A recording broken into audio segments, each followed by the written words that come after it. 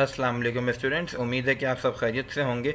जैसा कि आप जानते हैं कि हम पिछली क्लासेस में जो चैप्टर नंबर 3 स्टार्ट ले चुके हैं और वही कंटिन्यू है काफ़ी वीक से। ठीक है, तो 4 हम पार्ट्स इस चैप्टर के कर चुके हैं, यानी कि इस लेक्चर की कर चुके हैं। और आप जानते हैं कि चैप्टर नंबर 3 बेसिकली हमारा क्या है, लेक्चर 2 है। 4 पार्ट्स ऑलरेडी डन है। ठीक है, आज हम करने लगे हैं पार्ट 5, खासा इंपॉर्टेंट है पेपर पॉइंट ऑफ व्यू से, तो गौर से सुनिएगा। कोई बात समझ में ना आए तो लेक्चर के एंड में आप मुझसे व्हाट्सएप ग्रुप पे जो है आप मुझसे कोई भी चीज़ जो है वो स्क्रीनशॉट लेके पूछ सकते हैं कि सर ये स्टेप समझ में नहीं आया, बात समझ में नहीं आई। तो फ्री हैंड है आपके पास, आप जब चाहें पूछना मुझसे पूछ सकते हैं। ठीक है बेटा, तो let's begin our topic. So the first topic of today is elastic collision. First of all, what is the meaning of collision? मतलब ये होता है collision का कि दो बॉडीज़ का टकरा जाना आपस में। ठीक है, या कोई भी बॉडी जो है वो किसी वॉल ऑफ कंटेनर टकरा जाए या दो मॉलिक्यूल्स गैस के आपस में टकरा जाएं, तो जो टकराना बेसिकली आपस में कोलिजन बिटवीन टू, वो क्या कहलाता है, कोलिजन कहलाता है between two bodies, right.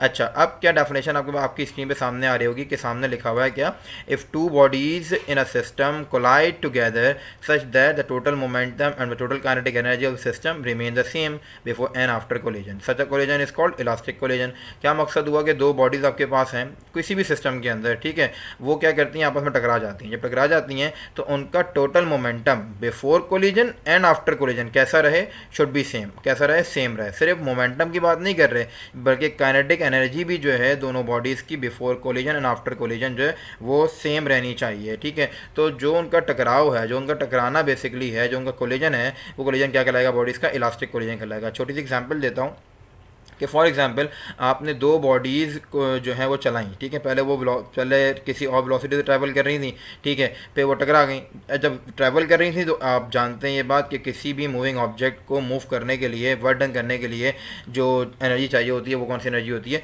Kinetic energy होती है। ठीक है ना। और मोमेंटम क्या है, उसकी एबिलिटी ऑफ मूवमेंट। आप लास्ट पार्ट में या इस लेक्चर के लास्ट पार्ट में आप ये मोमेंटम के बारे में बड़ी डिटेल से पढ़ चुके हैं। ठीक है। अच्छा, फिर हमने फॉर्मूला भी पढ़ा था कौन सा, m1u1 + m2u2 = m1v1 + m2v2। ठीक है, तो पहले फॉर एग्जांपल वो दोनों बॉडीज ट्रैवल कर रही थी अपनी इनिशियल वेलोसिटी यानी कि u1 u2 से, बाद में क्या हो गई, u2 और v2 और v1 से ट्रैवल करने लगी। ठीक है, उनके टकराने से पहले वाला मोमेंटम यानी कि m1u1 + m2u2 जो है वो शुड बी सेम व्हाट, किसके होना चाहिए, m2v1 + m2v2 के सेम होना चाहिए। ठीक है, पहली बात तो ये हो गई। दूसरा सिलसिला क्या है कि काइनेटिक एनर्जी भी जो है बिफोर कोलिजन और आफ्टर कोलिजन कैसी रहे, सेम रहे। तो ऐसा कोलिजन क्या कहलाता है आपके पास, इलास्टिक कोलिजन कहलाता है। ठीक है, कहलाता है इलास्टिक कोलिजन कहलाता है। अच्छा, अब क्या कि इसके बाद वाला टॉपिक है वो इसकी सेकंड टाइप है, वो क्या है, इन इलास्टिक कोलिजन। आइए देखते हैं बेटा वो क्या होता है।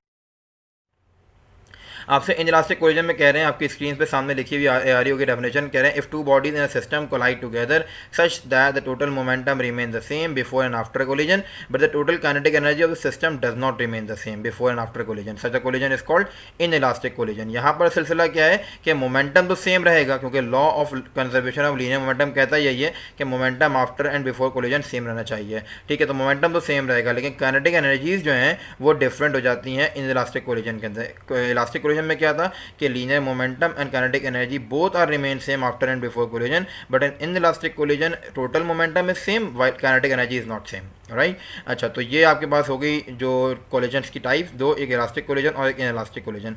इलास्टिक कोलिजन कौन सा होता है, जो गैस के मॉलिक्यूल किसी कंटेनर के अंदर होते हैं, जब जब वो आपस में टकराते हैं, या फिर वही मॉलिक्यूल्स जो हैं वो वॉल ऑफ कंटेनर से टकराते हैं, तो उनका जो कोलिजन होता है बेसिकली इलास्टिक कोलिजन कहलाता है। ठीक है, और जो यूनिवर्स में आपस में जो एस्टेरॉइड्स और मीटरॉइड्स कभी टकराते हैं आपस में, या वहाँ जो कोलिजन्स होते हैं यूनिवर्स के अंदर, वो आपके पास इलास्टिक नहीं होते, वो इनइलास्टिक होते हैं। तो ये एक छोटी सी एग्जांपल थी इलास्टिक इनइलास्टिक कोलिजन की।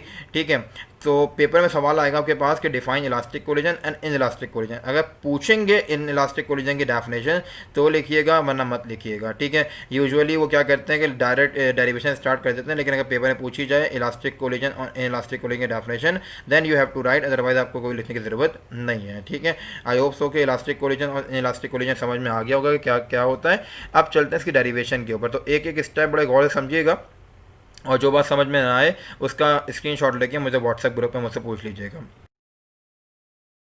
करते हैं डेरिवेशन का। डेरिवेशन की हेडिंग डालेंगे। सबसे पहले क्या लिखेंगे? Heading elastic collision in one dimension. One dimension मकसद क्या है कि दोनों बॉडीज जो है वो एक ही डायरेक्शन में मूव कर रही होंगी। जो उनका कोलिजन होगा वो कोलिजन क्या कराएगा? Elastic collision in one dimension. ठीक है। फर्स्ट ऑफ ऑल आप इंट्रोडक्शन पैराग्राफ लिखेंगे। बहुत छोटा सा पैराग्राफ मैंने लिखा है यहाँ पर, यही कॉपी कर लीजिएगा अपने रजिस्टर्स के ऊपर। कहते हैं क्या कि consider two bodies A and B of masses m1 and m2 are moving initially with velocities u1 and u2 are in a straight line. If u1 is greater than u2 then body A collides with body B. Let these bodies move with velocities v1 and v2 respectively in the same direction after the elastic collision। क्या मकसद हुआ कहने का कि a और b bodies, आपके पास दो bodies हैं, एक का मास m1 है और b का मास क्या है? m2 है। ठीक है। a की वेलोसिटी टकराने से पहले क्या है? u1 है। b की वेलोसिटी टकराने से पहले क्या है? u2 है। ठीक है। अब फर्ज कर लें कि जो बॉडी a की वेलोसिटी है जो u1 है वो बॉडी a जो है तेज मूव कर रही है as compare to body b, क्योंकि साफ साफ यहाँ लिखा हुआ नजर आ रहा है क्या कि u1 is greater than u2। ठीक है। तो होगा क्या? बॉडी a कोलाइड करेगी बॉडी b के साथ। अब टकराने के बाद जो है उनकी बॉडी ए की वेलोसिटी हो जाएगी v1, बॉडी बी की वेलोसिटी हो जाएगी v2। मैंने ये बात आपको बताई थी लास्ट लेक्चर में कि पहले तुम बाद में हम, यानी कि पहले वाली वेलोसिटीज u से डिपेंड होती हैं और बाद वाली वेलोसिटीज v से डिपेंड होती हैं respectively in the same direction. मतलब कहने का क्या? दोनों की वेलोसिटीज बता दी कि ये v1 की है, ये v2 की है। b की वेलोसिटी v2 है, a की वेलोसिटी v1 है आफ्टर कोलिजन। ठीक है। सेम डायरेक्शन में मूव करते रहेंगे जिस डायरेक्शन में पहले भी मूव कर रहे थे। अच्छा, डायग्राम देख के और समझ में आ जाएगी बात आप लोगों को। आप लोगों की स्क्रीन पे डायग्राम नज़र आ रही होगी। पहले वाली बॉडी ए फिर बी फिर ए और फिर बी बॉडीज़ हैं। ठीक है। अच्छा, ये वाली बॉडी ए है, इसका नाम मास क्या है? m1, वेलोसिटी क्या है? u1। ये वाली बॉडी बी है, मास है m2, वेलोसिटी क्या है? u2। ठीक है। देखिए पहला इसका मोमेंटम आपके पास क्या हो जाएगा इस बॉडी का? जो बिफोर द कोलिजन की अगर मैं बात करूँ तो मोमेंटम जो है इस बॉडी का क्या बन जाएगा आपके पास? आप जानते हैं मास इंटू वेलोसिटी फॉर्मूला होता है मोमेंटम का। तो मोमेंटम क्या बन जाएगा इसका? इस बॉडी का m1 u1। ये हो गया इस बॉडी का मोमेंटम। इसका मोमेंटम क्या बनेगा? m2 u2। ये हो जाएगा आपके पास इस बॉडी का मोमेंटम। ठीक है। इन दोनों को प्लस कर देंगे, क्यों? क्या हो जाएगा? Total momentum before collision. ये इस बॉडी का मोमेंटम है, ये इस बॉडी का मोमेंटम है बिफोर द कोलिजन। ठीक है। ये मोमेंटम किसका होगा? ये बॉडी ए का ही होगा मोमेंटम, लेकिन कब? आपके पास आफ्टर द कोलिजन। ठीक है। ये बॉडी बी का मोमेंटम होगा कब? After the collision, m2 v2। सही हो गई बात? यहाँ तक ये वाली बात समझ में आ गई। अच्छा, अब कह रहे हैं आपसे कि अब क्या फाइंड आउट करना चाहते हैं? बेसिकली ये इलास्टिक कोलिजन के डेरिवेशन से हमें दो चीज़ों के फॉर्मूले मिलेंगे। वो दो चीज़ें क्या हैं कि अगर आप ये चाहते हैं कि बॉडी ए जिस भी वेलोसिटी से ट्रैवल कर रही थी u1 u2 व्हाटएवर जो भी थी, लेकिन टकराने के बाद, ये तो ड्यूरिंग कोलिजन है, टकराने के बाद वेलोसिटीज़ हो गई v1 v2। हम ये चाहते हैं कि टकराने के बाद बॉडी ए की वेलोसिटी क्या होगी उसका फॉर्मूला बताइए, और बॉडी बी की वेलोसिटी v2 होगी जो कि उसका फॉर्मूला क्या होगा। तो हमने इस डेरिवेशन के अंदर बेसिकली क्या करना है? v1 और v2 के फॉर्मूले ड्राइव करने हैं। राइट। तो ये पेपर में सवाल लिखा हुआ आएगा पूरा कि drive the expression for the final velocities v1 and v2। अगर एंड का वर्ड यूज़ करेंगे तो आपको v1 और v2 दोनों की आपको फॉर्मूले ड्राइव करने होंगे। ठीक है। लेकिन अगर सिर्फ v1 और v2 लिखते हैं तो किसी एक का फॉर्मूला ड्राइव करना होगा। ठीक है। तो स्टार्ट इन द डेरिवेशन का और देखते हैं कि क्या हुआ डेरिवेशन में। अच्छा जनाब, सबसे पहली बात मैंने लास्ट स्लाइड बताया कि linear momentum of the system before collision क्या होगा? m1 u1 plus m2 u2। After the collision क्या होगा? m1 v1 plus m2 v2। Law of conservation of momentum क्या कहता है? कहता है कि भाई ये दोनों जो है बराबर होते हैं, यानी कि m1 u1 plus m2 u2 equals to m1 v1 plus m2 v2 and this equation is termed as equation number 1। अच्छा, उसके बाद क्या कर रहे हैं हम? ज़रा याद रखिएगा इस बात को कि पहले आपने क्या किया? लीनियर मोमेंटम बिफोर कोलिजन लिया, फिर लीनियर मोमेंटम आफ्टर कोलिजन लिया, टोटल लीनियर मोमेंटम। ठीक है। ये लगा दिया अपने law of conservation of momentum का फॉर्मूला। अब क्या करना है कि लेफ्ट साइड पे 1 वाले लिखेंगे और राइट साइड पे 2 वाले लिखेंगे, यानी कि जिन वैल्यूज में 1 आता है should be place on the left side and जिन वैल्यूज में 2 आता है should be place on the right side. तो यही मैं करूंगा अगले स्टेप के अंदर। अपने अंदर मैंने क्या किया कि m1 v1 यहाँ प्लस में था, यहाँ के माइनस का हो गया, m2 u2 यहाँ प्लस में था, यहाँ के माइनस का हो गया। ठीक है। उसके बाद क्या नज़र आ रहा है यहाँ पर आपको? ईजिली जो काम हो सकता है कि सर m1 दोनों में मौजूद है, आप क्या करें? m1 जो है वो कॉमन निकाल लें। यहाँ m2 नज़र आ रहा है, आप क्या करें? m2 कॉमन निकाल लें। जब आप m1 लेफ्ट से कॉमन निकालेंगे और m2 राइट से कॉमन निकालेंगे तो इक्वेशन क्या बच जाएगी आपके पास? m1 कॉमन आ गया, u1 माइनस v1 बचा, m2 यहाँ से कॉमन आ गया, क्या बचा? v2 माइनस u2 बचा। And now this equation is termed as equation number 2। ये वाली बात आई होप सो कि समझ में आ गई होगी। अच्छा, फिर क्या हुआ? फिर आपसे कहते हैं कि बेटा kinetic energy of the system before collision क्या होगी? ये मैंने कैसे लिखी इक्वेशन ये वाली? क्योंकि हम ये बात जानते हैं कि जो फॉर्मूला होता है किसका, काइनेटिक एनर्जी का, बेसिकली वो क्या होता है सबको पता है, 1/2 हाफ एम वी स्क्वायर बोले या 1/2 एम वी स्क्वायर बोले, एक ही बात है, ठीक है। क्या फॉर्मूला बेटा, half into mass into velocity जो है आपके पास होता है काइनेटिक एनर्जी का फॉर्मूला। ये फॉर्मूला होता है बेसिकली काइनेटिक एनर्जी का, ठीक है। अच्छा, जब ये फॉर्मूला काइनेटिक एनर्जी का है हमारे पास, तो हम इस फॉर्मूले के रिस्पेक्ट से बॉडी ए की वेलोसिटी अगर देखना चाहते हैं वो क्या बनेगी, बॉडी ए का मास क्या है, m1 है, बॉडी बी की वेलोसिटी बिफोर द कोलिजन क्या है, u1 है, तो इस v की जगह क्या आ जाएगा, u1 आ जाएगा। फॉर्मूले का स्क्वायर है, फॉर्मूले का स्क्वायर है, फॉर्मूले का हाफ है, फॉर्मूले का हाफ है, फॉर्मूले का हाफ आ गया। ये तो हो गई बॉडी ए की काइनेटिक एनर्जी बिफोर कोलिजन, ठीक है। ये आप फॉर्मूला क्या होता है, half M V square, half वैसे ही आ गया, m की जगह क्या आ गया, बॉडी बी का मास m2 है, बॉडी बी की वेलोसिटी क्या है बिफोर कोलिजन u2 है, तो वेलोसिटी क्या है u2 आ गया, स्क्वायर की जगह क्या आ गया, स्क्वायर आ गया। बात कर रहे हैं टोटल काइनेटिक एनर्जी की, तो प्लस आ गया। ये बन गया आपके पास क्या, total kinetic energy of the system before collision, right. अच्छा, आफ्टर क्या होगी, कोई फर्क नहीं पड़ेगा खासा, सिर्फ क्या हो जाएगा, u1 की जगह v1 और u2 की जगह v2 हो जाएगा। तो देख लें आप लोग, यही हुआ कि half m1 v1 square plus half m2 v2 square. Elastic collision है, तो इलास्टिक कोलिजन क्या कहता है कि काइनेटिक एनर्जी भी क्या कैसी होनी चाहिए, बिफोर आफ्टर कोलिजन सेम होनी चाहिए। तो हम क्या करेंगे, before kinetic energy before collision is equals to kinetic energy after collision कर देंगे, यानी कि ये वाली वैल्यू जो है इस वाली वैल्यू के बराबर हो जाएगी। तो देखते हैं हमने नेक्स्ट स्लाइड में क्या किया। अच्छा जनाब, आपने कहा कि एस कोलिजन इज इलास्टिक, तो क्या हुआ कि बिफोर कोलिजन वाली काइनेटिक एनर्जीज बराबर हो गई किसके, आफ्टर कोलिजन वाली काइनेटिक एनर्जीज के, ठीक है।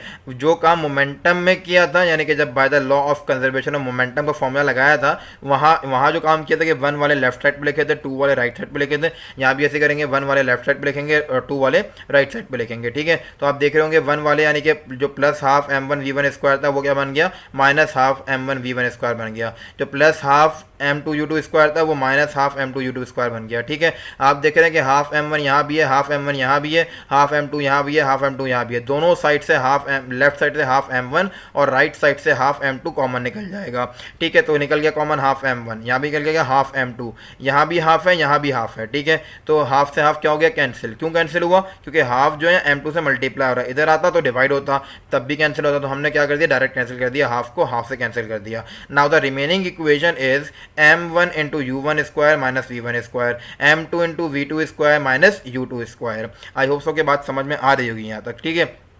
अब क्या होगा कि हम जानते हैं क्लास 6 से formula A square minus B square का, वो क्या होता है, A plus B A minus B, A square minus B square equals to A plus B a minus b. Here on the left side u1 is a and v1 is b, and on the right side v2 is a and u2 is b. So evaluate the formula.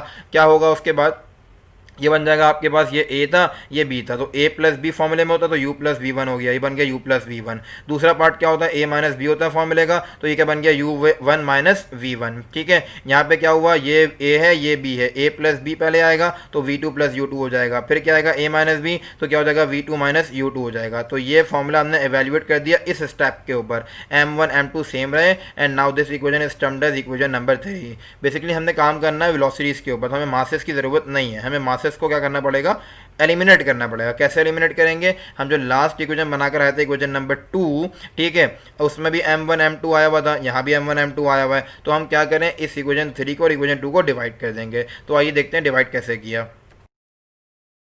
दो term हमारे पास जो है वो यहाँ से आपके पास आई हैं, कहाँ पर, तो ये दो जो टर्म्स थी आपके पास, लास्ट में देखते हैं हम कौन सी हम दो टर्म छोड़कर आए थे। ये दो टर्म हमारे पास थी, m1 v1 यहाँ छोड़ दिया था, m2 v1 यहाँ छोड़ दिया था। ये दो टर्म्स कौन कौन सी, m2 u1 और m2 u2 उठा के लेफ्ट साइड पे पुट करवा, लेफ्ट साइड पे हमने शिफ्ट करवा दी थी।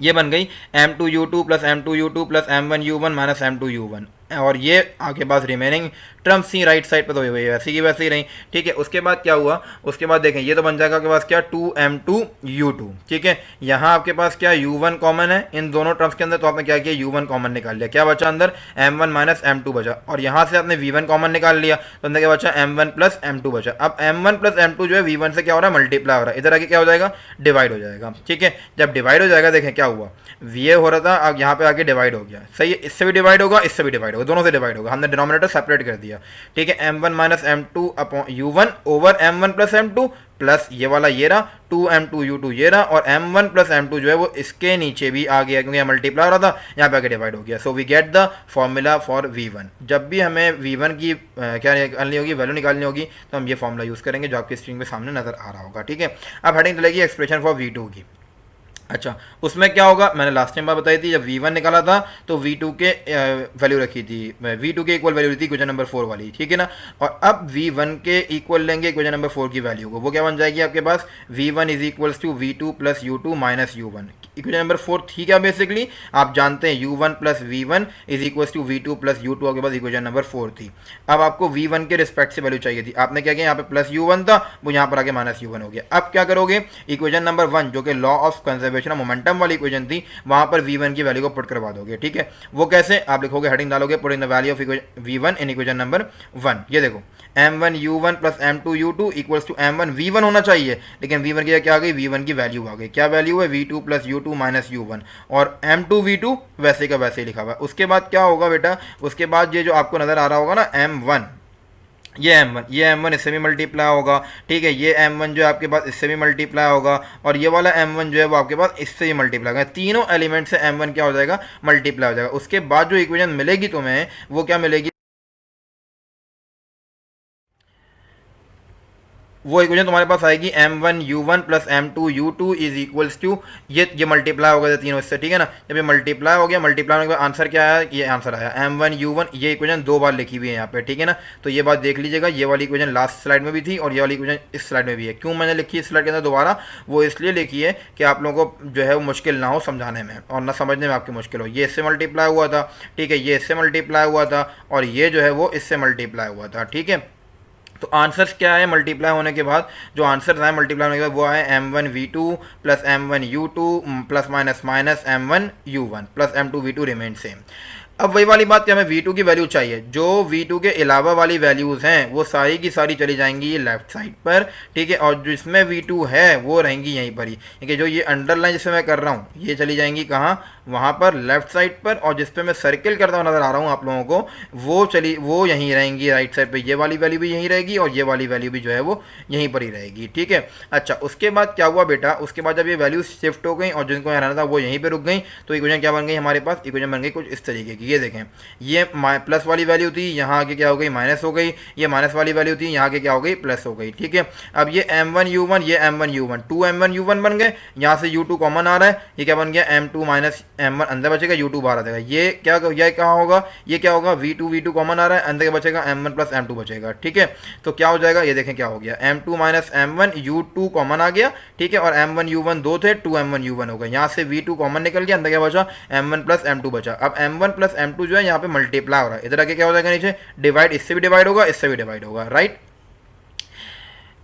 अच्छा देखें जी, जब डिवाइड हो गया तो क्या हुआ, जो मैंने बात बोली थी वही वाली बात हुई, ये मल्टीप्लाई हो रहा था, इससे भी आके डिवाइड हुआ और इससे भी आके डिवाइड हुआ। तो we get the formula that is v2 equals to m2 minus m1 into u2 over m1 plus m2 plus 2 m1 u1 over m1 plus m2 is the formula to find the value of v2 that is velocity of body भी after collision, right. तो यहाँ पर आपका जो है वो ये topic खत्म हुआ। आई होप सो कि समझ में आ गया होगा आप लोगों को। बहुत इंपॉर्टेंट डेरिवेशन है बेटा पेपर पॉइंट ऑफ व्यू से, तो बहुत अच्छी से प्रैक्टिस कीजिएगा इसकी, लेकिन फिर भी कोई स्टेप समझ में अगर ना आया हो तो बेटा लाजमी मुझसे पूछ लीजिएगा, ठीक है। जज़ाकल्लाह खैर।